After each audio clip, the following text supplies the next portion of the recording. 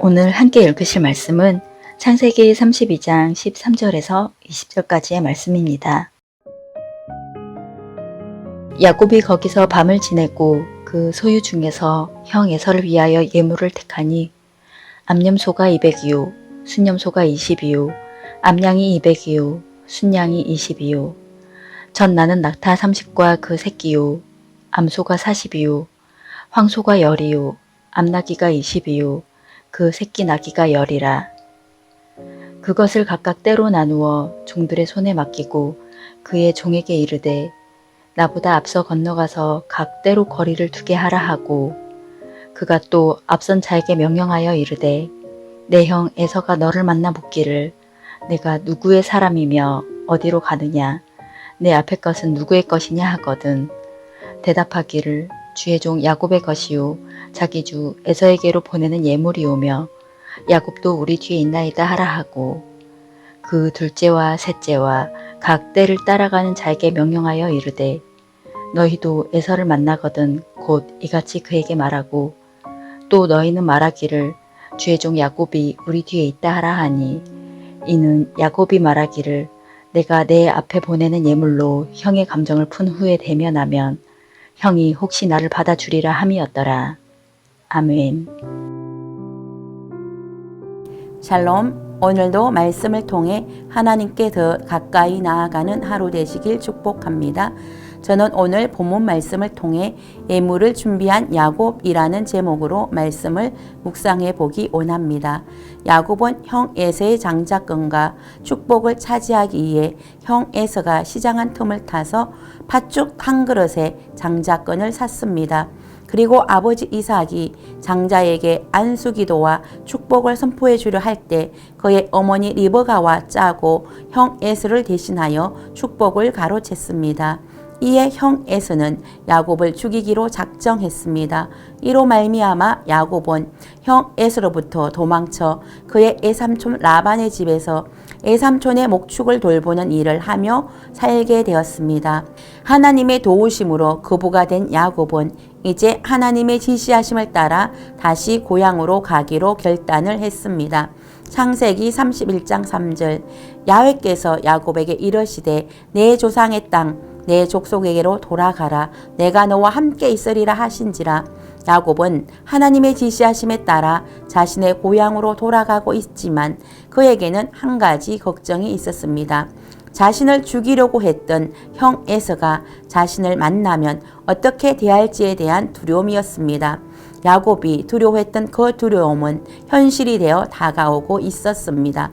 창세기 32장 6절 사자들이 야곱에게 돌아와 이르되 우리가 주인의 형 에서에게 이른적 그가 400명을 거느리고 주인을 만나려고 오더이다. 그의 형 에서는 400명의 사람을 대동하여 야곱을 죽이기 위해 오고 있었습니다. 이 소식을 접한 야곱은 하나님께 간절히 기도했습니다. 주님께서 말씀하시기를 내가 반드시 내게 은혜를 베풀어 내 씨로 바다에 셀 수 없는 모래와 같이 많게 하시겠다고 하셨습니다. 라고 기도했습니다. 그리고 그가 할 수 있는 최선의 방책을 강구했습니다. 그것은 형 에서에게 애물을 드려 형의 감정을 풀게 한 다음에 대면한다는 전략이었습니다. 야곱은 인간적인 꾀를 사용했습니다. 장자의 축복권을 가로챘던 야곱이 형 에서의 분노를 풀기 위해 또 인간적인 꾀를 사용하고 있습니다. 이에 야곱이 준비한 예물은 암연소 200마리와 순연소 20마리와 암양 200마리와 순양 20마리와 저신하는 암낙타 30마리와 그 새끼들 30마리와 암소 40마리와 황소 10마리와 암나귀 20마리와 새끼나귀 10마리였습니다. 총 580마리입니다. 역대급 예물을 준비했습니다. 한 나라의 왕에게 조공을 바치는 정도의 예물을 보내면서 셋대로 나누어 보냈습니다. 그리고 예물을 보내면서 종에게 형 에서에게 전할 말까지 지시했습니다. 형 에서가 너를 만나 묻기를 내가 어느 집 사람이며 어디로 가는 길이냐? 너희 앞에 가는 이 짐승들은 누구의 것이냐? 라고 묻거든 너는 이것들은 모두 주인의 종 야곱의 것인데 야곱이 그의 형님 에서에게 드리는 예물이오며 야곱은 우리 뒤에 있나이다 라고 말하게 했습니다. 야곱은 형 에서에게 3번에 걸쳐 예물을 나누어 보내고 동일한 메시지를 보내므로 형 에서의 감정을 풀어보려고 노력했습니다. 여기서 우리가 주목해 보아야 할 것이 있습니다. 야곱이 인간적인 깨를 내어 형의 감정을 풀려고 노력한다고 생각할 수 있습니다. 그러나 장자의 축복을 받기 위해 깨를 냈던 거였지만 이제는 그가 받은 축복을 형 에서에게 예물로 드리면서 형 에서의 감정을 풀기 위해 노력을 한다는 것입니다. 기도만 하고 아무런 행동도 하지 않으면서 하나님의 도우심만 구하는 것이 아니라 비록 인간적인 깨라 할지라도 그가 할 수 있는 최선의 방법을 동원해서 형 에서의 감정을 풀기 위해 노력을 한 것입니다. 이것은 야곱에게 큰 변화입니다. 축복을 가로채는 자에서 이제 받은 축복을 나누는 자가 된 것입니다. 이것이 비록 목숨의 이기 앞에서 선택한 결정이라 할지라도 이제 나눔의 삶을 선택한 것입니다. 우리는 이런 야곱을 바라볼 때 목숨 앞에서 어쩔 수 없이 선택한 선택이라고 할 수도 있습니다. 그러나 만약 그가 하나님이 지시하신 말씀에 순종하지 않고 자신의 고향에 돌아가지 않는다면 580마리의 목축을 형 에서에게 예물로 드리지 않아도 됩니다. 형 에서가 자신의 소식을 듣지 못할 곳으로 가서 살면 되는 것입니다. 그러나 야곱은 하나님이 지시하신 내 조상의 땅, 내 족속에게로 돌아가라고 하셨기 때문에 그 말씀에 순종하여 조상의 땅으로 돌아가는 것입니다. 자신의 족속에게 돌아가면 형 에서가 자신을 죽이려고 한다는 너무나 분명한 현실이 자신의 앞을 기다리고 있지만 하나님의 명령에 순종하여 자신의 족속에게 돌아가는 것입니다. 돌아가면서 야곱은 형 에서의 감정을 풀 수 있는 방법을 강구한 것입니다. 이 예물은 바로 자신이 밤낮 쉬지 못하고 밤잠을 설치면서 목축을 해서 얻은 소중한 자산입니다. 어떻게 보면 이것은 자신의 눈물이고 피고 땀입니다.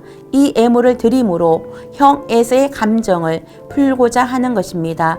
혹 여러분은 인생을 살면서 내가 누군가의 감정을 풀어주어야 할 상대가 있는데 아직 용기를 내지 못하고 있는 사람이 있습니까? 용기를 내시기 바랍니다.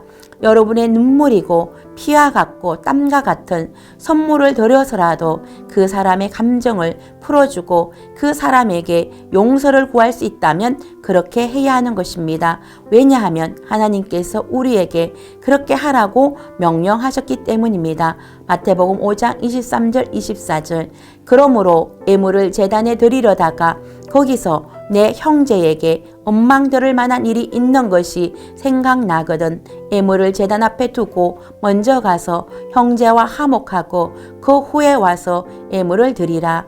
내 형제에게 원망 들을 만한 일이 생각나면 하나님께 예배를 드리다가도 먼저 가서 형제와 화목하라고 말씀하셨습니다. 하나님은 자신에게 예배를 드리는 것보다 먼저 형제와 화목하라고 말씀하셨습니다. 그러므로 여러분 중에 아직 풀지 못한 관계가 있다면 용기를 내시고 야곱이 형 에서와의 관계를 회복하기 위해 그가 할 수 있는 최선의 방책을 강구한 것처럼 여러분도 여러분이 할 수 있는 최선의 방법을 강구해 볼 수 있기를 축복합니다. 기도하겠습니다. 사랑과 은혜가 풍성하신 하나님, 야곱이 예물을 드려 형 에서의 감정을 풀기 위해 노력하는 것처럼 혹 우리가 풀어야 할 관계가 있다면 우리가 할 수 있는 최선의 방법으로 관계를 회복할 수 있는 지혜를 허락하여 주시옵소서. 그 수단이 우리의 자산이라도 아까워하지 않고 그 자산을 드릴 수 있는 지혜도 허락하여 주시옵소서. 예수님의 이름으로 기도드립니다. 아멘.